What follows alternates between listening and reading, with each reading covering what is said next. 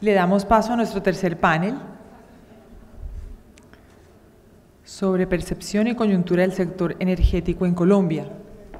Entonces yo quisiera que me acompañaran las siguientes personas. Quiero invitar al director de Semana, Alejandro Santos, a la columnista y periodista de Blue Radio y Caracol Noticias, Camila Zuluaga, al columnista y escritor Mauricio Vargas, al director de Red Más Noticias, Juan Lozano, y nuestro moderador, el doctor Orlando Cabrales Segovia, presidente de Naturgas. Bueno, muy bien. Este es nuestro último panel del día. Con esto queremos cerrar. Y pues me pareció que cerrar con un panel como el que ven aquí al frente, me parece que sería una buena secuencia para seguir hablando de la integración vertical y del WAC y de la resolución 44 de la CREC. Creo que aquí puede haber un panel muy calificado para seguir hablando de estos temas. Con la irresponsabilidad que nos caracteriza, somos capaces de hablar de BTU sí. Y de todo eso. Bueno, cuando estábamos pensando un poco cómo terminar el día de hoy, pues llegamos a la conclusión de que sería muy importante para el sector tener una conversación, realmente más que un panel, una conversación con líderes, periodistas de altísimo nivel, de gran influencia en la vida nacional. Y cuando estábamos buscando el moderador, yo me atreví a hacer de moderación y a formularle preguntas a los periodistas, así que espero estar a la altura del reto. Quiero empezar con una pregunta general para los cuatro. Y antes de entrar en el tema energético como tal, antes de entrar en el tema energético en general, sí sería muy interesante conocer la opinión de ustedes sobre cómo se están informando los colombianos hoy en día. ¿Cuál es el rol que tienen los medios tradicionales, convencionales, para seguir la jerga del sector del convencional y no convencional? Pero ¿cuál es el rol de estos medios tradicionales, convencionales, formales, junto con este mundo digital de las redes, donde todo el mundo pues opina, donde todo el mundo participa? ¿Cómo ven ustedes el futuro de los medios, de su sector? ¿Cómo se están hoy informando a los colombianos? ¿Cómo va a evolucionar eso hacia adelante? Y todo esto que estamos viendo de la cuarta revolución, de una digitalización más profunda, de la inteligencia artificial y de una serie de temas que están cambiando las cosas y cómo nos estamos informando. Repito, antes de entrar en los temas del sector energético. No sé si Camila, tú quieras comenzar. Bueno. Abrir plaza, como dicen. La única mujer del panel, entonces seguimos con que las mujeres abren la plaza. Cuando hablamos de los medios de comunicación, digamos que en estos paneles siempre decimos es que estamos en crisis. Es digamos como la frase que siempre se dice. Sin embargo, ¿cómo se están informando los colombianos? Y primero hay que mirar la pirámide poblacional. Sí es cierto que la pirámide poblacional se está invirtiendo y el grueso de la población hoy está, digamos, entre los 15 y los 35 años, es decir, los colombianos nos estamos envejeciendo y esa población entre los 15 y los 35 años es una población que en cierta medida ha sido nativa digital. Entonces ha estado completamente conectada y ha vivido el cambio hacia Internet. Y eso ha hecho que esa población se esté informando a través de Internet y a través de las redes sociales. Pero eso no significa que los medios tradicionales en esa población, en la parte de arriba, que es más arriba de 35 años, no se esté informando a través de los medios tradicionales. De hecho, por ejemplo, la televisión sigue siendo muy poderosa, y no solo en Colombia, en los Estados Unidos. Si ustedes se ponen a mirar los estudios que se hacen para las campañas políticas hoy, saben que la televisión es donde igual tienen que apuntarle en términos de comunicación, porque sigue siendo muy fuerte. Pero aparte de eso, digamos que de los retos que hay en términos de comunicación y de los medios es que cuando entramos en esa era digital le permitimos a la ciudadanía, o se nos permitió, poder informarnos como quisiéramos y tener la información que quisiéramos. Y eso ha hecho que empecemos a buscar la información que coincide con nuestro sesgo ideológico. Entonces quiere decir que estamos buscando aquellos medios o aquella información que confirma y ratifica mi sesgo ideológico, lo que yo quiero oír y lo que yo quiero escuchar. Y ese, creo yo, que es el gran reto que tenemos nosotros hoy en los medios de comunicación. Cómo romper ese echo chamber, como se dice en inglés, de la gente queriendo consumir y consumiendo exclusivamente lo que quiere escuchar. Y eso es lo que pasa a nivel digital, eso es lo que pasa en las redes sociales. Pero además, y para no extenderme mucho y darle el paso a mis compañeros, es en medio de la vida que va a mil, también la gente no se detiene a leer más allá de 2 párrafos. Y eso hace que la gente se esté informando a través principalmente de WhatsApp, que es a través de donde está circulando la información. Está circulando a través de WhatsApp. Twitter es una herramienta que realmente estamos solo los políticos y los periodistas, ahí no está la población. O sea, Twitter es eso que nosotros pensamos los periodistas que es la opinión, no. La población está en WhatsApp y está en Facebook. Y ahí es donde están encontrando la información. Y ahí es donde la información ellos la encuentran, la que ratifica lo que ellos creen. Entonces, en medio de que no hay tiempo, en que la gente no lee más de 2 párrafos, la gente se está informando con un titular y de lo que le mandan sus amigos y sus allegados. Y creo que ese es el reto más grande que hoy nosotros como periodistas y como medios de comunicación tenemos para poder generar información que sea atractiva, que alcance el clic y que pueda llegar a ser profunda e interesante. Sí, complementando el planteamiento de Camila, que está bastante claro y bastante completo, agregándole este elemento. Esta discusión tiende a arrancar de una premisa falsa, y es: la gente ya no lee medios tradicionales, la gente se informa por las redes. La falsedad de esa premisa es que el 80% de lo que lee en redes son textos de los medios tradicionales, textos o videos o audios de los medios tradicionales. Es decir, no hay nada que alimente más las redes que los medios tradicionales. Hablo de mi experiencia como columnista. Ha aumentado muchísimo mis lectores porque cuelgo mi columna en Facebook. Entonces, una cantidad de lectores que no me buscaban en la página del Tiempo o en el impreso, o porque no reciben el impreso, o no me buscaban, me buscan en Facebook. Ese es, digamos, el lado bonito, ¿sí? Las redes multiplican la lecturabilidad de los medios tradicionales. El problema, como bien lo plantea Camila, es esa tendencia a confirmar el sesgo. Y yo digo una cosa adicional. En el periodismo y en la política están pasando 2 fenómenos muy dañinos y que vienen acompañando este siglo, este milenio, pues, para ponernos bien grandilocuentes. Y es: hay información y hay opinión, pero se perdió el intermedio, que es el análisis. O sea, la gente quiere entrar opinando de una vez. Lo que la gente quiere hacer en las redes es opinar. No se detiene a analizar, no se hace una pregunta y no se la contesta. Quiere decir ya de una vez lo primero que no su cerebro sino sus vísceras le apunta a decir. Entonces eso es terrible, porque se ha perdido capacidad de análisis y se ha perdido debate de altura. Entonces, eso también hace que, en el caso, repito, hablo de mi caso como columnista, yo contesto entre 200 y 300 mails semanales que llegan al mail de mi columna, contesto cientos de mensajes en Facebook y por principio no contesto insultos, pero obviamente tiendo a sacar al que insulta y lo voy sacando de Facebook y me voy quedando con los que no insultan, es decir, los que están de acuerdo conmigo o los que eventualmente no están de acuerdo conmigo pero son capaces de ser respetuosos en sus opiniones, que son muy escasos. Entonces, nos estamos rompiendo. La comunicación se está volviendo un enemigo de la comunicación. O sea, el fenómeno de comunicación nunca había sido tan fuerte, tan importante, tan grande, tan extendido, tan al alcance de todos, y nunca había producido más incomunicación. Eso es un fenómeno que no es nuevo. Existe desde que los seres humanos existen en las parejas.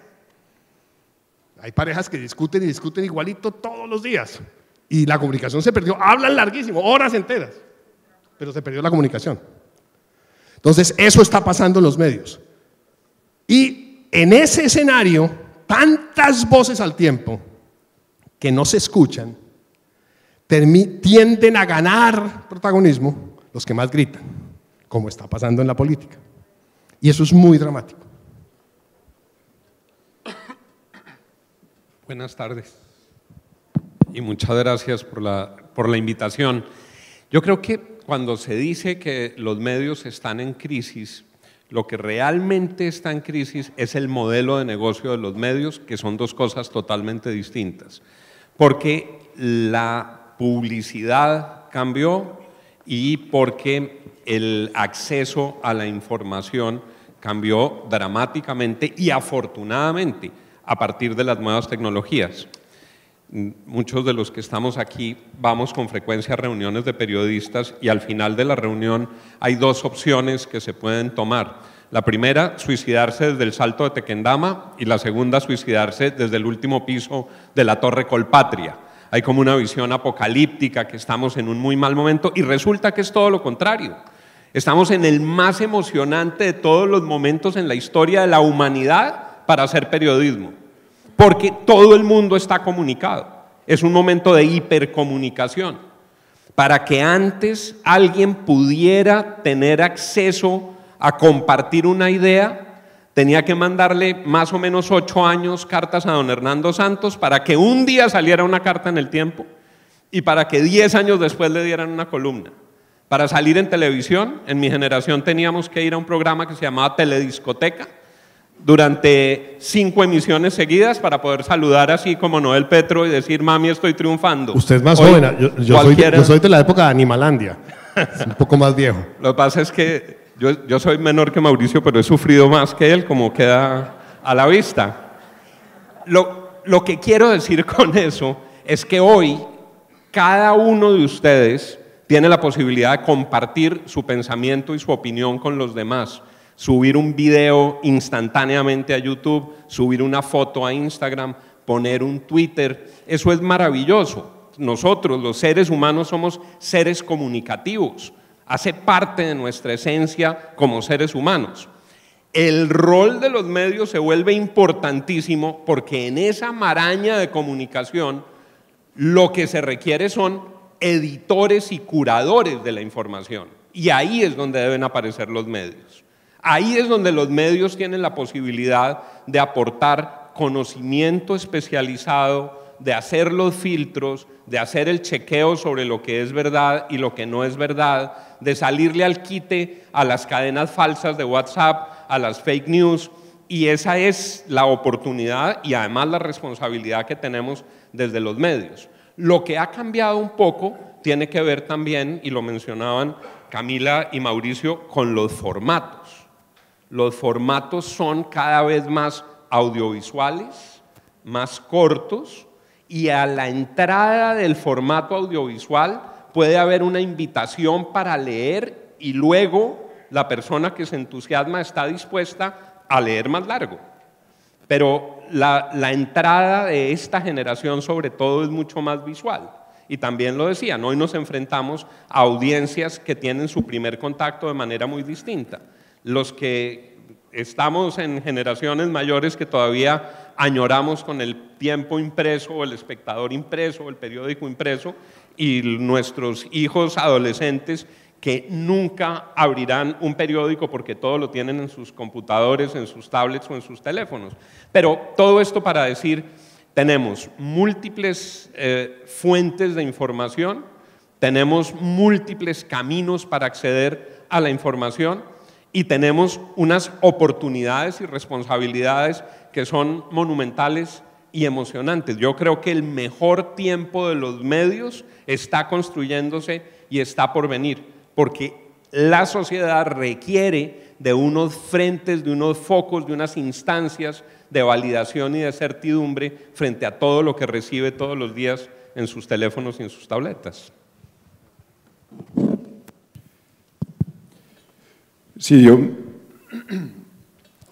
creo que estamos viviendo un momento de mucha incertidumbre, realmente un nuevo mundo, y estamos tratando de entender cómo como medios, y yo creo que pues, como empresarios, ustedes también, ¿qué quiere decir ser un empresario y un periodista y un ciudadano en este nuevo mundo? Y lo estamos viendo todos los días. Entonces, más allá de los preceptos de cuarta revolución industrial y de paradigmas, de cómo están cambiando los paradigmas, sí empezamos a ver un poquito que estamos viendo amenazado nuestro rol frente a un entorno que va a unas velocidades que nunca sospechamos, que está sacudiendo un statu quo al que estábamos acostumbrados, bueno para unos aspectos, malo para otros. Y que esos cambios vertiginosos, que estamos empezando a ver los cambios, pero se nos vienen desafíos enormes. Orlando hablaba de la inteligencia artificial y esos temas ya se están empezando a discutir, pero en 5 o 10 años pues van a estar, digamos, en el corazón de las empresas, en el corazón de los medios. Ahora, ¿qué me preocupa? Es cierto que las nuevas tecnologías abrieron un mundo de posibilidades. Es decir, se democratizó la información. Antes, como decía Juan, habían unos grandes cacaos del periodismo, unas instituciones periodísticas en el mundo, en las sociedades, que tiraban una línea y había una relación muy vertical, radio, televisión, prensa. Hoy en día esa relación es mucho más horizontal, todo el mundo opina, uno puede tener un blog, realmente esa democratización es muy positiva. Pero lo que ha venido pasando, y eso pues digamos fue aplaudido por todo el mundo, lo que ha venido pasando en los últimos 10 años es que esa democratización, que a priori es muy buena, ha venido distorsionándose y ha venido mostrando su cara más oscura.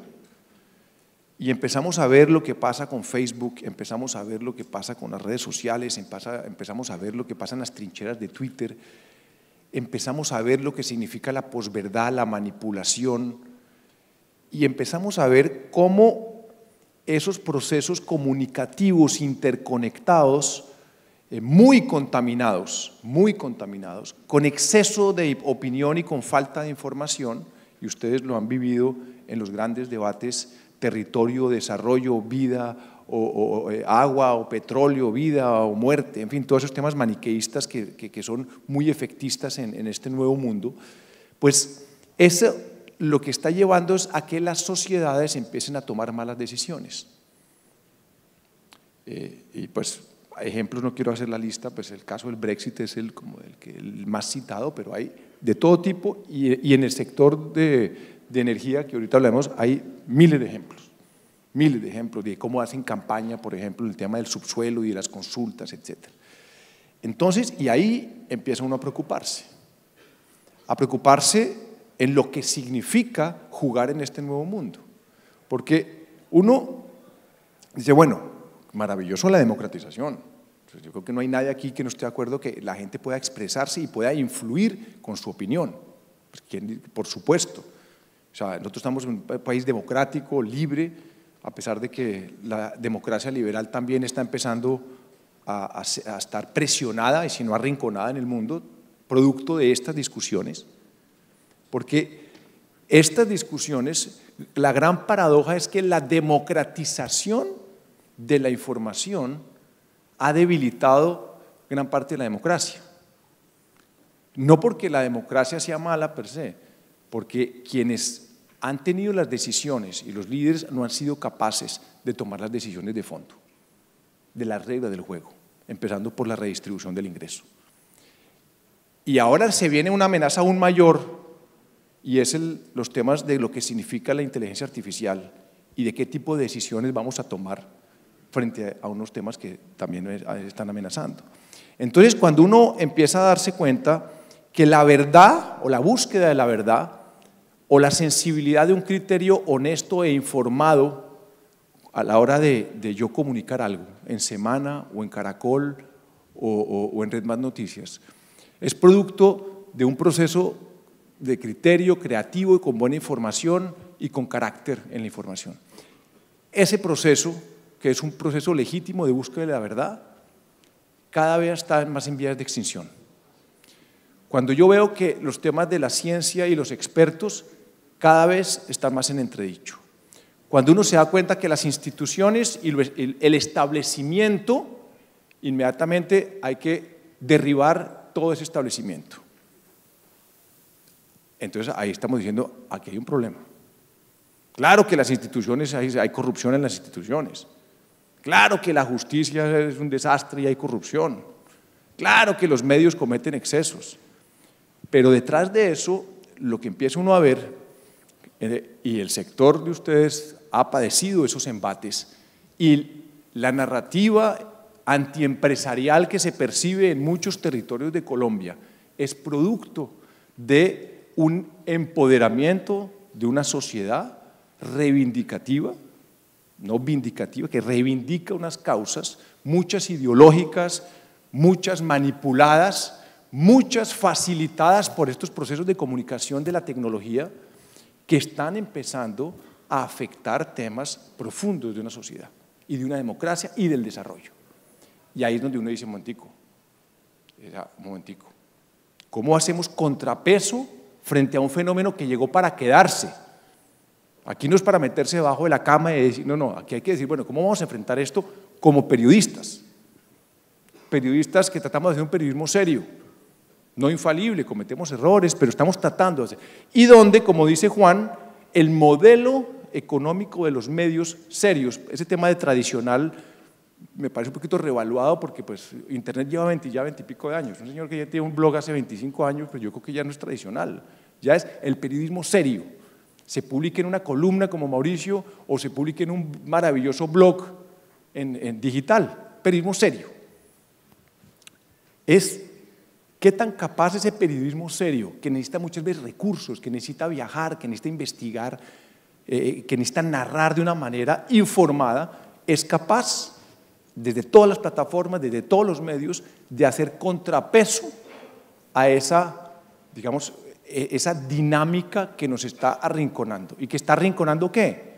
La deliberación, un discurso elevado público, la razón por la pasión, las pasiones, el hígado, y uno empieza a mirar esto, y están encendidas las redes sociales. A mí me dicen en los consejos de redacción, están encendidas las redes sociales, como si fuera pues una horda de bárbaros con teas y con arcos y flechas, y uno dice que están encendidas las redes, y eso dura dos horas, y a las 2 horas ya no están encendidas, ya cambió el debate, y uno dice, bueno, calma, y entonces la gente empieza a tomar decisiones sobre la marcha, y no hay tiempo para pensar, y empieza uno a tomar decisiones equivocadas. Y yo creo que eso es muy importante, empezar a reflexionar sobre lo que eso significa en la nueva comunicación, en un mundo que es así, que es profundamente injusto, pero donde uno tiene que saber moverse muy inteligentemente. Muchas gracias. No, yo creo que esta primera tanda ambienta muy bien el siguiente tema, y es pues ya concretamente sobre el sector energético. Digamos que uno ve varias cosas estando, digamos, dentro de ese sector energético. Lo primero es una conciencia cada vez mayor por parte de la opinión sobre los temas del sector. Lo vimos en el fenómeno del Niño, donde los colombianos todos se volvieron expertos en cargo por confiabilidad. Lo vimos o lo estamos viviendo hoy en día con el tema del fracking, que se ha vuelto un tema súper de moda, muy sensible, que genera muchísima polarización. Hoy tuvimos al presidente de PM hablando sobre el tema de Ituango. Cada vez hay más conciencia sobre los temas energéticos, cada vez hay más conciencia sobre los temas ambientales, y por supuesto la gente hace una relación del tema energético con el tema ambiental. Tenemos emergencias ambientales en las distintas ciudades, ya hemos tenido 3 este año en Bogotá, el Valle Aburrá ya hace varios años, una ciudad como Bucaramanga que antes no tenía emergencia ambiental, tuvimos hace unas semanas emergencia ambiental en Bucaramanga. Esto es un tema que cada vez va a crecer más. Y por el otro lado, tenemos, que ustedes lo han dicho muy bien, digamos unas redes muy activas, una opinión muy activa, cada vez más partícipe, con una carga emocional muy grande, y Camila lo decía, con un sesgo ideológico también presente. Mauricio hablaba de la falta de análisis, el tema encendido dentro de las redes, digamos que ese tema muy emocional que vemos, y por el otro lado nuestro sector energético en general, digamos un sector mucho más técnico, ¿no? Con un alto contenido técnico que no es fácil de aterrizar y de explicar muchas veces, con digamos el sector productivo en general, y este no es ajeno, el sector energético no es ajeno a eso, pero renuente a meterse, digamos, en el mundo de las redes y de la comunicación. Obviamente ya eso ha cambiado, unos más que otros. Pero ahí la pregunta para ustedes es, ¿qué recomendación nos harían a nosotros de cómo enfrentar ese mundo? ¿Cómo poder conectar la alta carga emocional que ve uno por un lado, el componente muy técnico del sector, donde por supuesto están afectando las decisiones de política, lo que decía ahorita Alejandro, todo esto afecta a las decisiones de política, ¿no? Seguramente la decisión de política alrededor del fracking se hubiera tomado ya, o se hubiera tomado hace un tiempo, si no hubiera sido por este tema tan fuerte que hay de una opinión pública muy en contra del tema. ¿Ustedes qué recomendación le harían a este sector? Y yo obviamente buscaría especialmente al sector de gas natural, ¿no? Yo sé que hay un contexto energético, pero especialmente al sector de gas natural, ¿qué recomendaciones le harían de conectarnos más, muchísimo más, con ese mundo que ustedes, digamos, manejan muy bien? Digamos que la recomendación yo no la hago solo al sector energético. Cada vez que hablo con empresarios les digo exactamente lo mismo. Cuando se habla de las redes sociales y de la emocionalidad y lo que pasa en digital, la gente tiende a pensar que es un problema que tenemos que solucionar los periodistas y los medios de comunicación.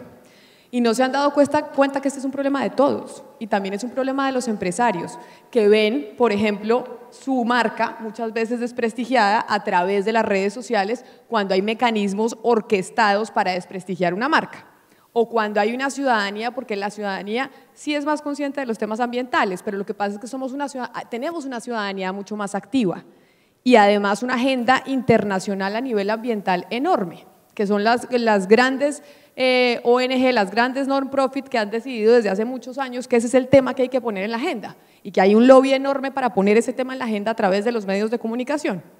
Entonces, digamos que la recomendación, más allá de cómo comunicacionalmente usted debe llegar al ciudadano, lo que yo siempre digo es el tema de las redes sociales es un problema de todos y por eso los empresarios también tienen que meterse en esa discusión. Y acá no es que yo diga, oiga, es que en los medios de comunicación serios, para no decir tradicionales, queremos recibir más pauta porque la pauta se nos está yendo. Lo que pasa es que la crisis económica de los medios de comunicación sí obedece en gran parte a que esa pauta se ha ido al sector digital. Y se ha ido al sector digital y entonces los medios de comunicación que tienen una carga obviamente prestacional importante porque hay que mandar un investigador y eso cuesta plata, hay que pagarle un sueldo, en las redes no, entonces se deja de pautar, se deja de financiar los medios de comunicación, se va la pauta a las redes y ahora estamos frente al desprestigio de muchas empresas que están viviendo lo que es el tema de las redes sociales sin una seriedad y dicen, pero ¿qué hacemos? Solucionen los medios. Es que es un problema de todos y es un problema del empresariado. Y el empresariado no solo en Colombia, a nivel mundial, tiene que mirar cómo hacemos para salvar el periodismo serio. Y el periodismo serio vive entre otras, yo sé que nos tenemos que reinventar, como dice Juan, para buscar un modelo de negocio que sea rentable y no solo depender de la pauta, pero entre otras vive de la pauta. Y la pauta se está yendo. ¿Y se está yendo a dónde? A digital. ¿Y quién pauta? Los empresarios. Y después tienen problemas reputacionales. ¿Y a quién le reclaman?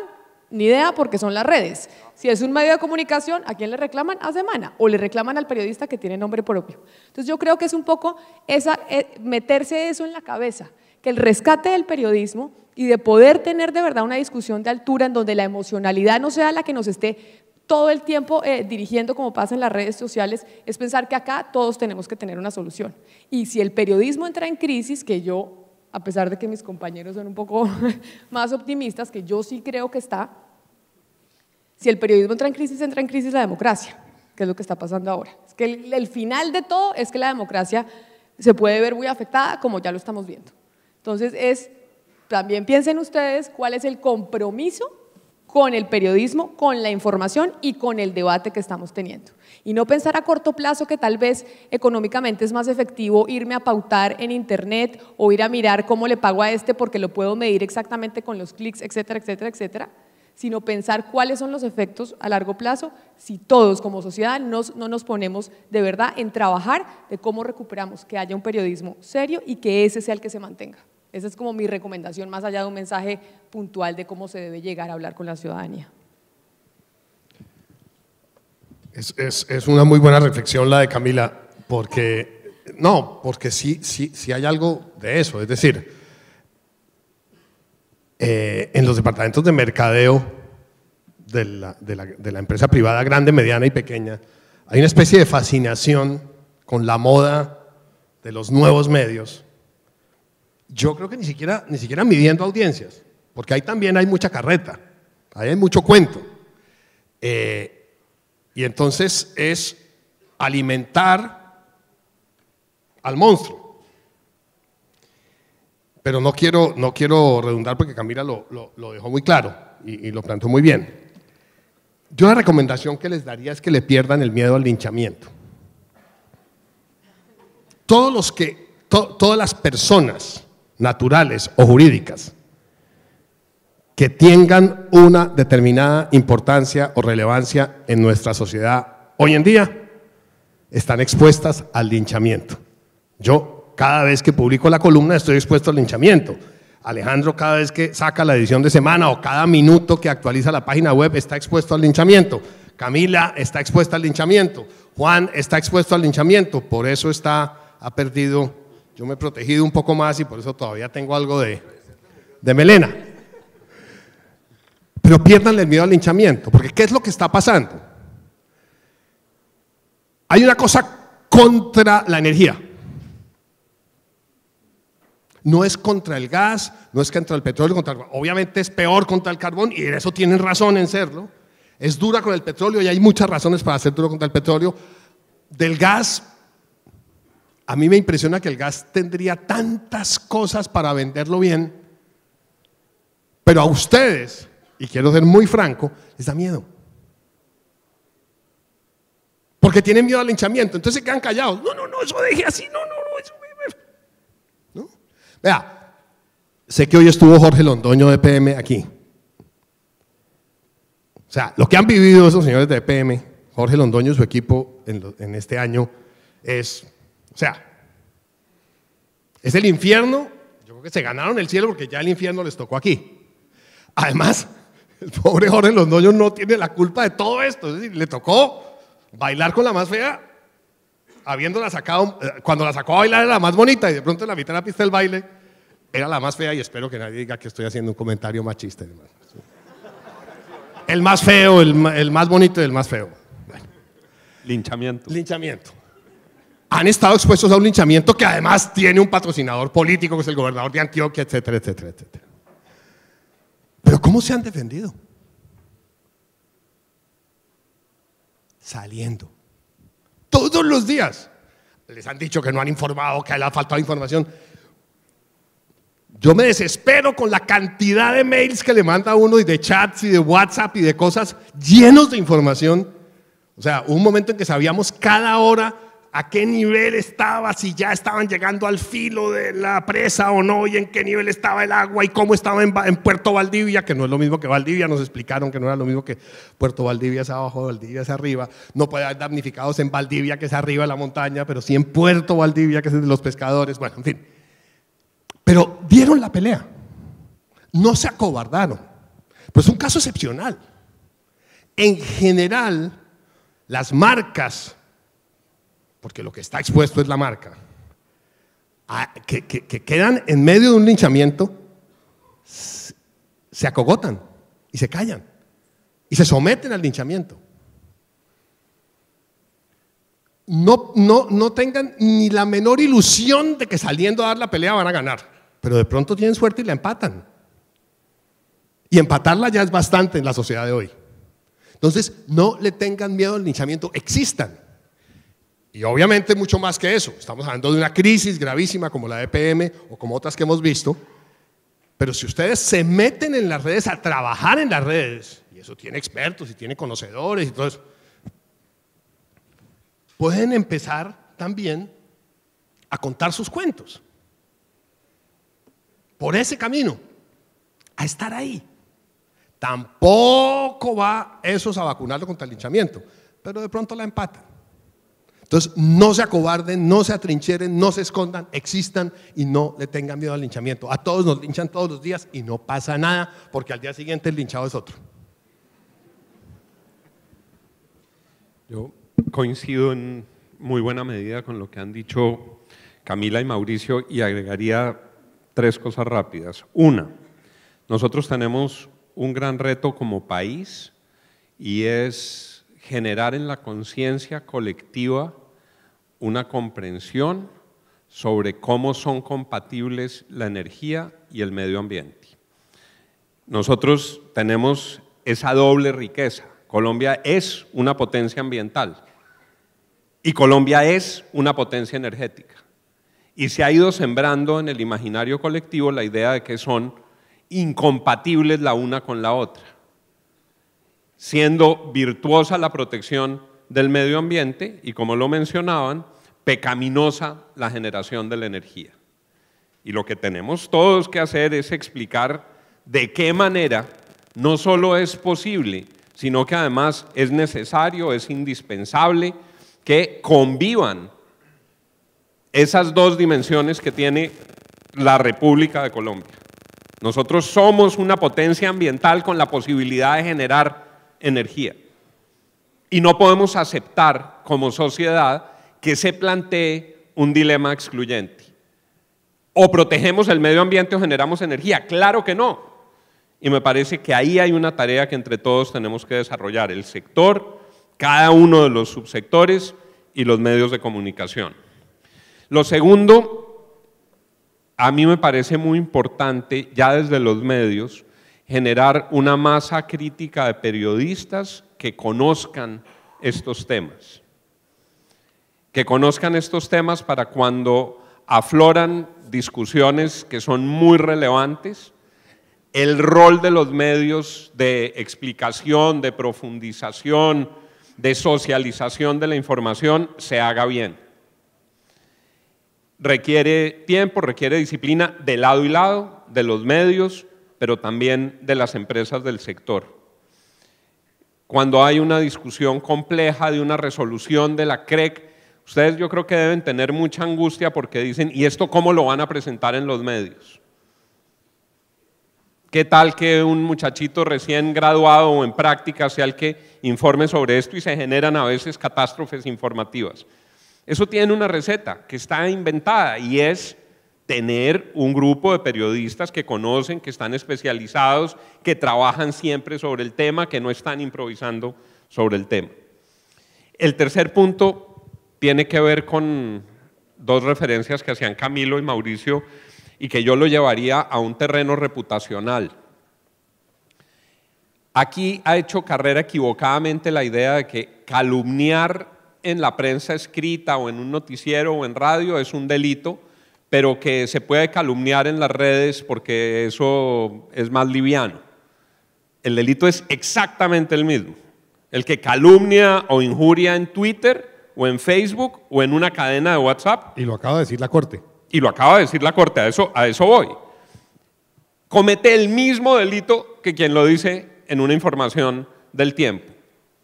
Yo creo que en Colombia, así como soy un defensor a ultranza de lo que ocurre en las redes, soy un defensor de la necesidad de ponerle freno a quienes abusan de las redes. Hay mucha impunidad en Facebook y en Twitter, hay injurias y calumnias abiertas, manifiestas, hay daños que les han causado a muchos de los que están aquí que han quedado en la total impunidad porque no se ejercen esas acciones. Y esas acciones hay que hacerlas. Y debe quedar claro que no se puede atentar contra el buen nombre de una empresa, ni contra su patrimonio, ni contra su solidez institucional, ni contra su reputación, ni contra su buen nombre. Y lo último que quiero mencionar tiene que ver con una preocupación que muchos en los medios compartimos y con seguridad más los empresarios, que también se ha mencionado aquí.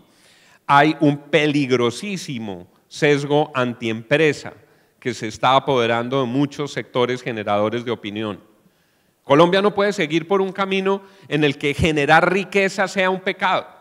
Colombia no puede seguir transitando una ruta en la que se mire mal una empresa que hizo muchas utilidades.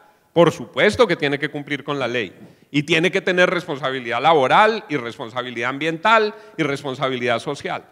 Pero de una buena vez nos vamos a tener que sacudir todos los colombianos de esa idea de que el éxito es pecaminoso, o que el éxito es indeseable, o que la prosperidad de un sector o una empresa es no una razón de apoyo a ese sector o a esa empresa, sino una razón de persecución. Lo que pasa en las reformas tributarias es absolutamente desastroso, porque le puede pasar a este sector o a cualquier otro. El que levanta la cabeza es sujeto de una sobretasa populista en la siguiente reforma. El que más o menos tiene un buen balance empieza a ser víctima de regulaciones absurdas, de restricciones indebidas y, en unos casos, incluso de decisiones inconstitucionales frente a la persecución de sus utilidades. Entonces yo creo que aquí hay una tarea de todos. En Colombia hay que salirle al quite al sesgo antiempresa. No hay país si las empresas no son prósperas. No hay país si no se genera riqueza.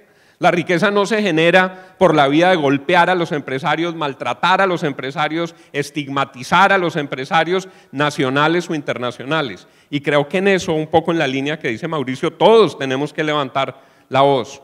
Nosotros necesitamos reivindicar lo que es además una decisión fundamental en nuestro pacto constitucional. Este es un país que decidió proteger la libre empresa y el libre mercado. Habrá regulaciones sectoriales, pero tendremos que garantizar la buena salud de las empresas y de los empresarios. Si no, el ejemplo está a la vuelta de la esquina.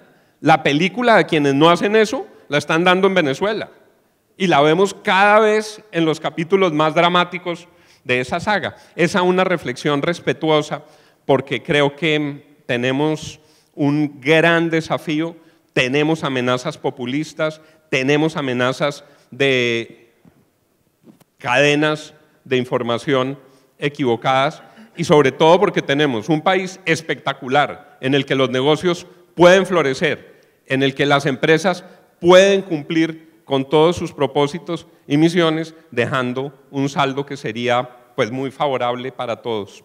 Eso es una voz de angustia desde los medios a veces por lo que estamos viendo en el debate político, lo verán en las próximas campañas de alcaldías, en los debates parlamentarios y también en muchos frentes generadores de opinión.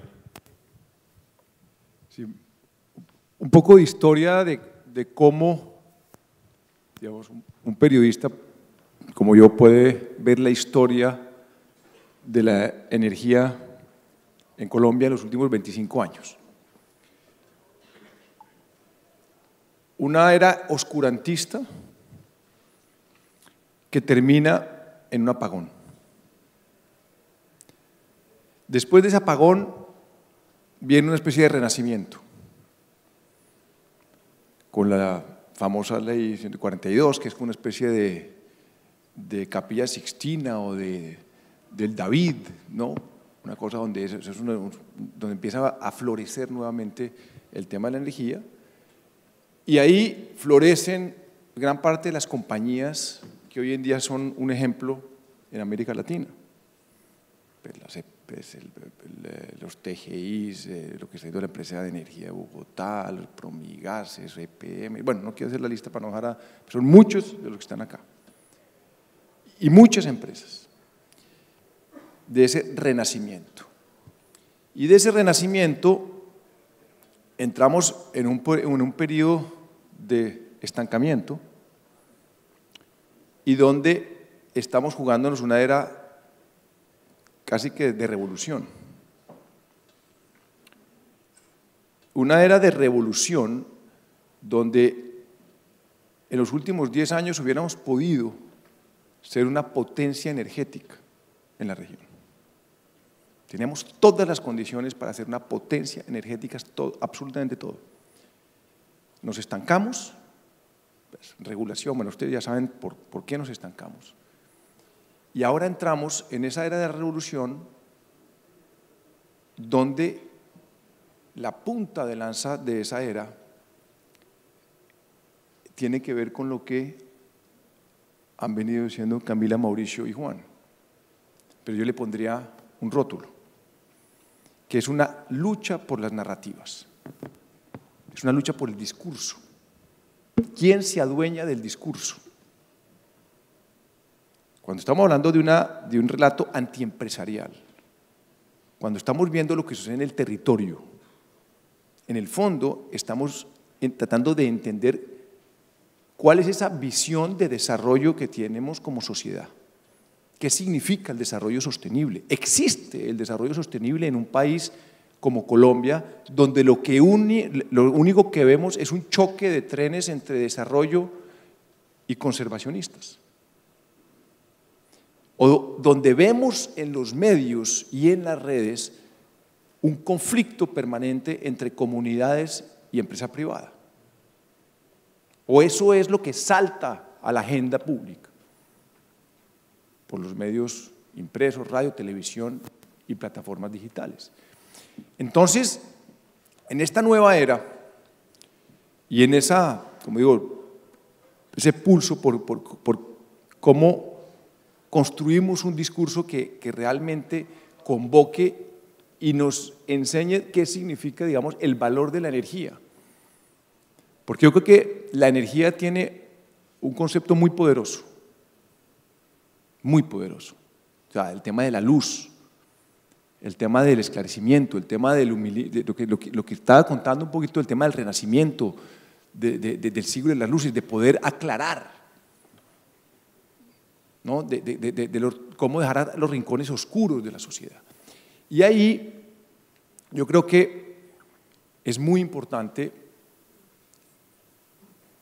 el territorio y la tecnología. Es decir, ¿cuáles son las historias que vamos a contar? ¿Cómo son las historias de si se pueden hacer grandes cosas en Colombia que sean ejemplarizantes? ¿Dónde están esos grandes ejemplos? Porque nosotros no podemos seguir referenciar el futuro energético de este país con casos que seguirán pasando como Electricaribe, el episodio lamentable de Hidroituango, el caso de corrupción aquí y acullá, conflictos territoriales, y no tener espacio de ver las grandes historias que esconde el desarrollo energético de Colombia. ¿Dónde están esas grandes historias? ¿Dónde están esas grandes narrativas que empiezan a decirnos, ahí hay un camino, ahí hay un camino? Pero yo lo voy a interpelar, Alejandro. Sí.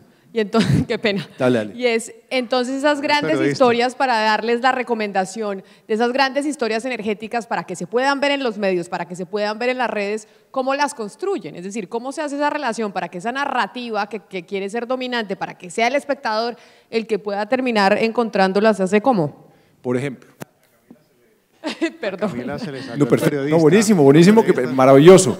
Oye, y Alejandro, porque qué pena que te interrumpa, una cosa, yo sé que se nos está acabando el tiempo, pero una cosa para que la tengan y para que continúes y de pronto muy rápidamente podemos hacerlo con el resto del panel, es, por ejemplo, una decisión como la del fracking. Ponte en una reunión donde esté el gobierno, esté la industria, tenemos el tema del fracking, lo menciono porque está pues obviamente muy vigente.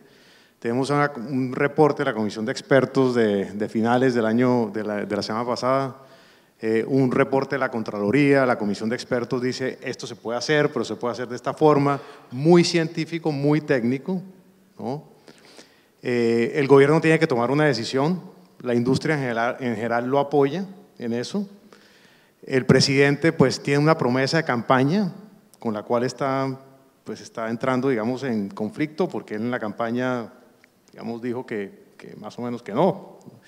Pero el presidente sabe que hay que hacerlo, importante para el abastecimiento del país a largo plazo, seguridad energética, no podemos volver a épocas de grandes importaciones. Tú estás sentado ahí y para comunicar esa decisión, ¿cuáles son las 2 o 3 cosas importantes que a ustedes se le vienen a la cabeza para poder comunicar eso de manera adecuada? Orlando, yo diría en primer lugar que el debate está mal planteado. Parte del, es decir, por la manera como se plantean los debates, le hacemos un gran juego a esa imposibilidad de analizar. La discusión está planteada en fracking sí o fracking no. Y así es imposible. ¿Por qué no planteamos la discusión? ¿Cuándo sí?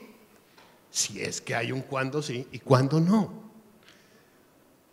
No a la minería extractiva. Bueno, pero depende. Pero es que hemos perdido el, como dicen los mexicanos, postdepende. Sí, es que el postdepende es importantísimo y lo hemos perdido. Esto no es polarización, esto es crispación.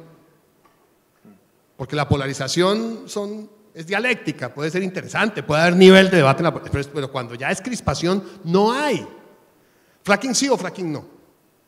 ¿Qué tal si le cambiamos de la discusión a cuándo sí y cuándo no? Repito, si es que hay un sí, evidentemente hay unos casos claramente no. Entonces, es imposible establecer reglas del juego en una decisión política, porque es una decisión de política, ¿sí? Si la discusión es sí o no. Voy a decir una barbaridad, pero busco hacerme entender a través de la barbaridad. Es como el debate del aborto. No es sí o no, es cuándo sí y cuándo no. Hay unas reglas para eso. Incluso los abortistas más proabortistas aceptan y entienden que hay unas reglas, que hay unas semanas en que eso se puede y unas semanas a partir de lo cual no. Pero si el debate es aborto sí o aborto no, no se puede discutir las semanas. Entonces empecemos por cambiar del título al debate. No es sí o no, porque entonces caemos en una promesa de campaña. Sí, y todos los hashtags son sí o no tal cosa.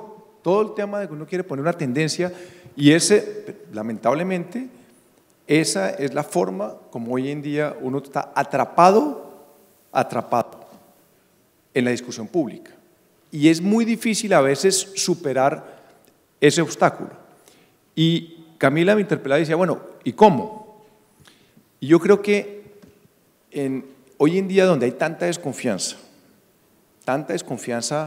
generalizada, y donde también hay factores e intereses tan poderosos y con una capacidad de movilización muy fuerte y de manipulación de mayorías. Y ustedes lo han visto con los temas de las consultas populares y las consultas previas y de cómo las redes sociales son un factor de movilización muy importante y donde esa visión maniqueísta, sí, no, nos van a acabar el agua, etcétera, y sale todo el mundo a protestar sin tener la información correcta. Yo sí creo que tenemos que empezar a ver dónde están esas historias que nos inspiren realmente, que giran en torno al mundo energético. Entonces, yo quiero ver, por ejemplo, sobre todo cuando estamos empezando a tener un camino con las energías renovables, muchísimo más amigables con el medio ambiente, muchísimo más amigables y donde se reciben mucho mejor por parte de las comunidades. ¿Cuáles son esos esquemas que estamos estableciendo, que vamos a establecer con el territorio para mostrarle a Colombia y al mundo de que realmente uno sí puede hacer una energía, un sector privado que apunta al desarrollo en la región, donde es mucho más amigable con el medio ambiente y donde toda la comunidad está trabajando y acepta y recibe bienvenidos, digamos, esa inversión? Y esas historias hay que pensarlas, no historias pequeñas, perdón, porque, y ahí perdónenme, les hago la crítica, porque no les imagina la cantidad de cositas que hacen todas las empresas, cositas, todos hacen cositas y todo les parece carísimo.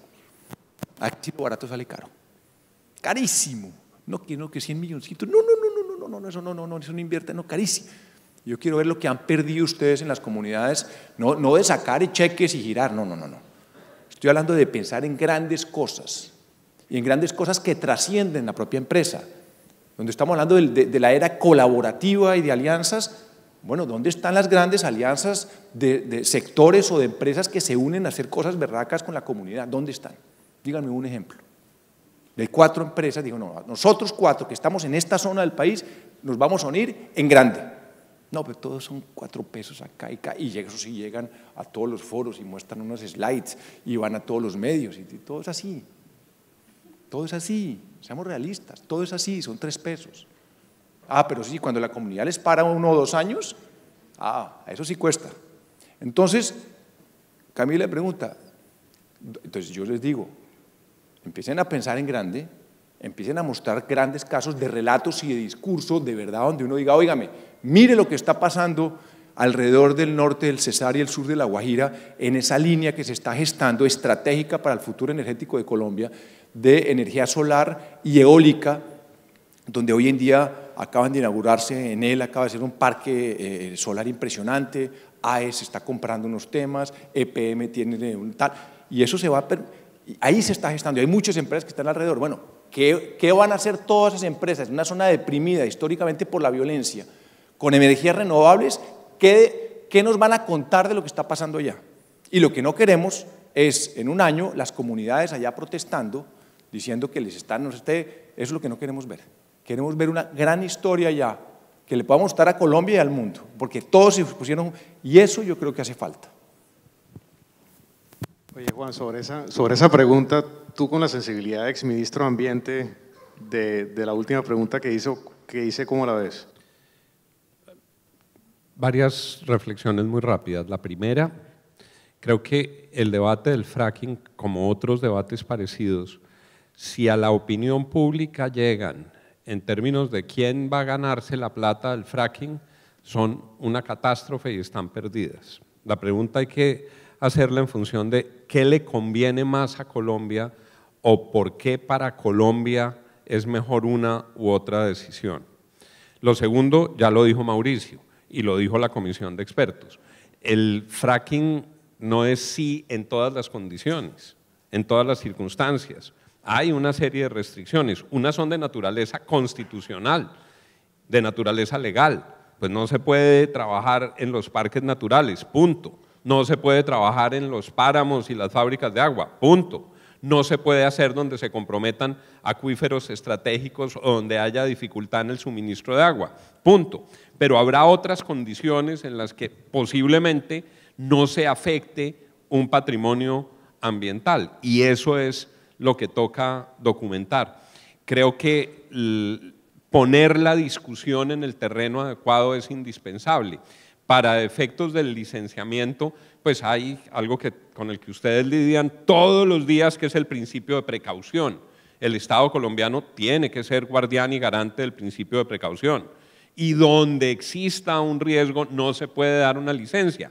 Lo que ha dicho la comisión de expertos es, miren, si hay unas circunstancias, unos lugares, unos territorios donde ese riesgo no se materializa.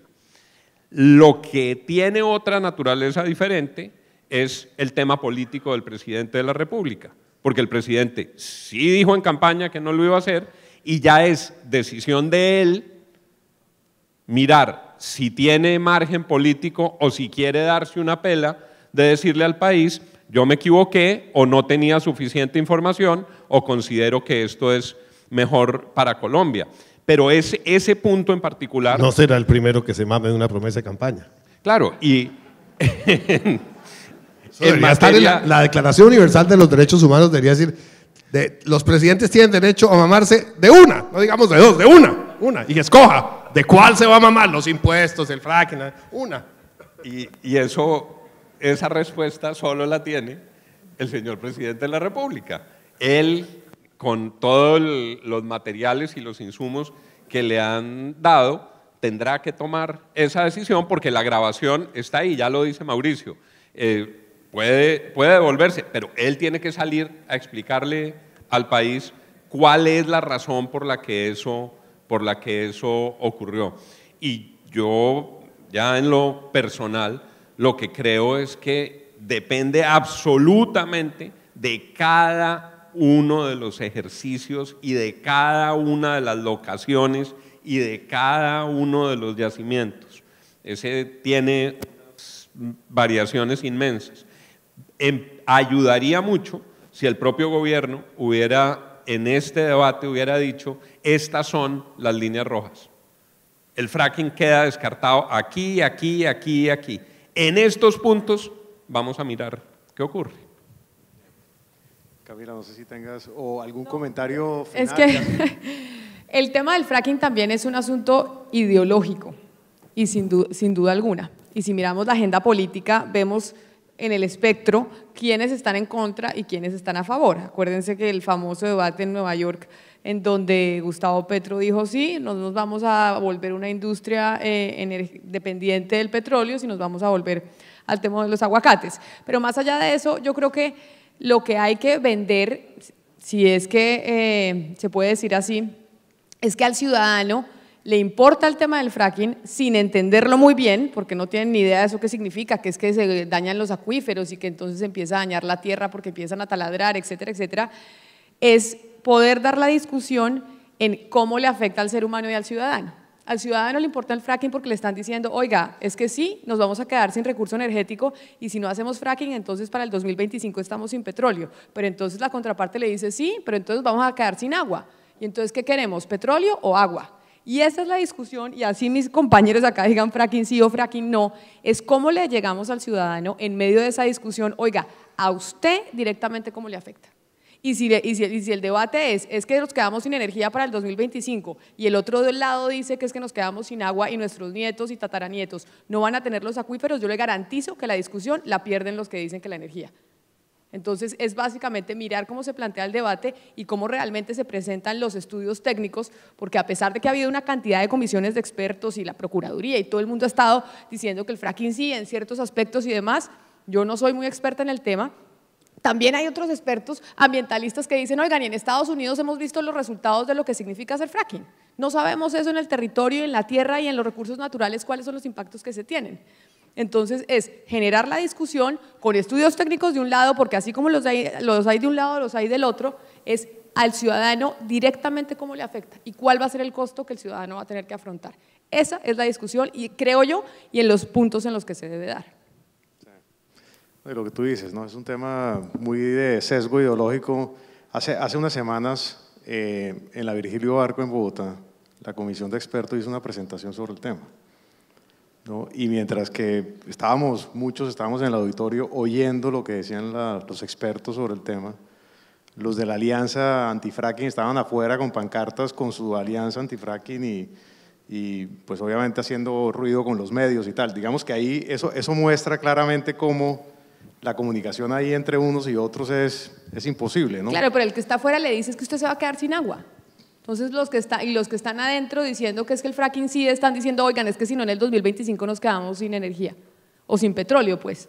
Y obviamente si usted le dice al ciudadano una u otra cosa, yo le garantizo que cualquier ciudadano que usted salga aquí a la calle le va a decir fracking no, porque el mensaje que le está llegando es que la afectación va a ser del agua directamente. Ahí el tema es que muestra cómo el que está afuera no le interesa oír al experto.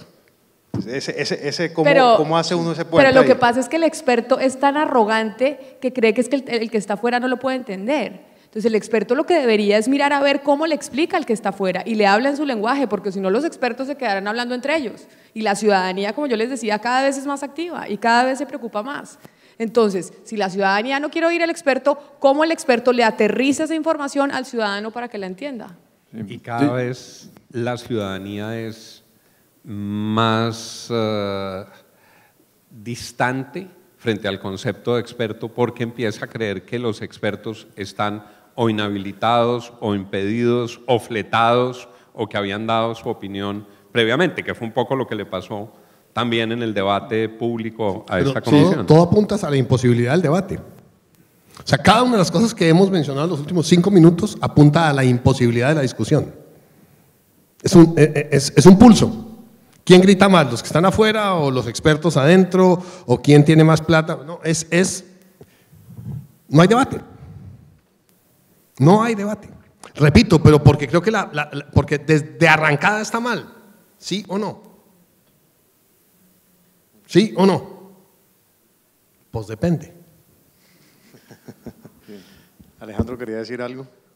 No, pues bueno, yo solamente que el tema de los expertos y el tema de la información en la discusión del fracking es, yo creo que muy difícil, porque cuando uno quiere visibilizar algo, pues no es lo mismo cuando uno visibiliza un parque solar donde está ahí, y uno ve los paneles que se dan vuelta y uno puede tener una cosa maravillosa alrededor. Pero no es lo mismo cuando está en el subsuelo y ahí nadie sabe qué está pasando y yo no le creo al experto.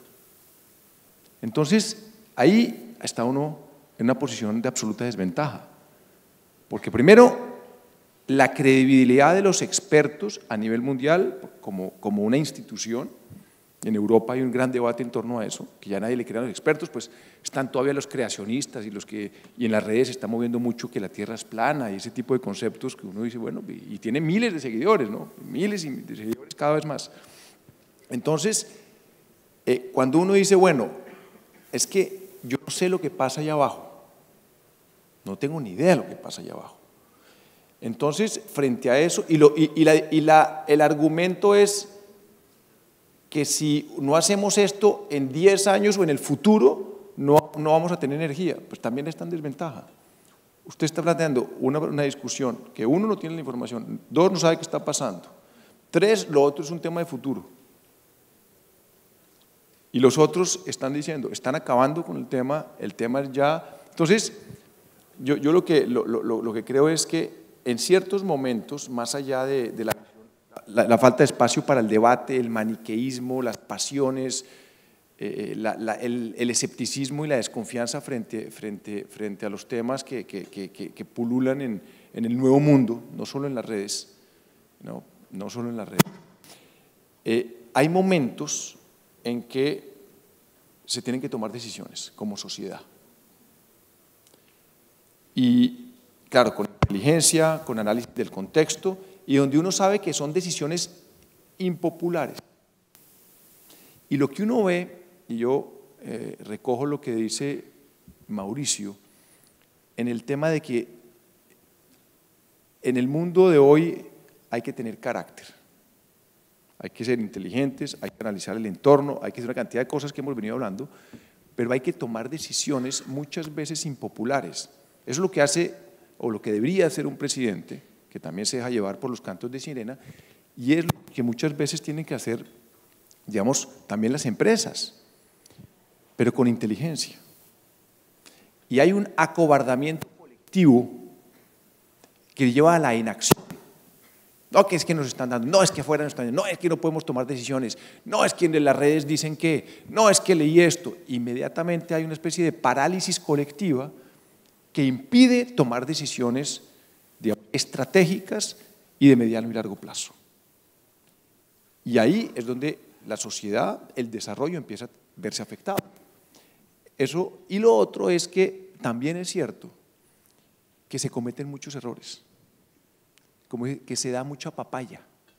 Esa es la otra frase, uno, no tenerle miedo al linchamiento, pero eso sí, no dar papaya. Tener rabo de paja. Entonces, y un agregado, Alejandro, y un agregado. Yo mencionaba el tema de PM. Una de las cosas que hizo PM fue que lo primero que hicieron fue contratar una investigación independiente, externa, para decir qué pasó. Y cuando aquí estaban en el debate de qué va a pasar en Genómica, lo que pasó fue que aquí hubo un problema de diseño en el túnel número tal, y lo que pasó fue que estudiaron esto. O sea, ya la discusión de qué fue lo que pasó, pasó. Ya se sabe qué pasó. Es decir, también fueron capaces de decir, aquí EPM, la joya de la corona, los infalibles, se equivocaron. Y eso ayuda mucho a la credibilidad. Vuelvo al ejemplo que he mencionado varias veces de la discusión de pareja. ¿Cómo ayuda? Es que sí, aquí me equivoqué. Qué pena pues, pero la cagué. Y eso ayuda a una barbaridad. Eso es de una sensualidad impresionante. Oye, este día y medio hemos hablado aquí en este congreso de las bondades del gas natural, de sus características ambientales, de la importancia que tiene el gas natural en la transición energética que está viviendo el mundo por su contribución al mejoramiento de la calidad del aire en las ciudades. Digamos, hemos tenido un diálogo muy propositivo. Hice énfasis sobre el tema del fracking, no quiero que se lleven la imagen de que aquí hemos solamente discutido fracking, porque claramente el gas tiene unas características impresionantes en la evolución de la matriz hacia adelante, por su tema económico, por su tema ambiental, pero hice énfasis sobre el tema del fracking porque claramente es una decisión difícil. y me parece un buen ejemplo de cómo una decisión difícil debería uno, digamos, o cómo la debe uno posicionar frente a una opinión pública cada vez más activa, cada vez más partícipe, cada vez más cuestionadora, etcétera. Entonces, digamos, no quiero que se lleven el mensaje. Con esa introducción, con esa conclusión, quiero agradecerles infinitamente que hayan venido. Muchas gracias por sus comentarios, todos muy útiles y estoy seguro que la audiencia también los aprovechó. Muchas gracias.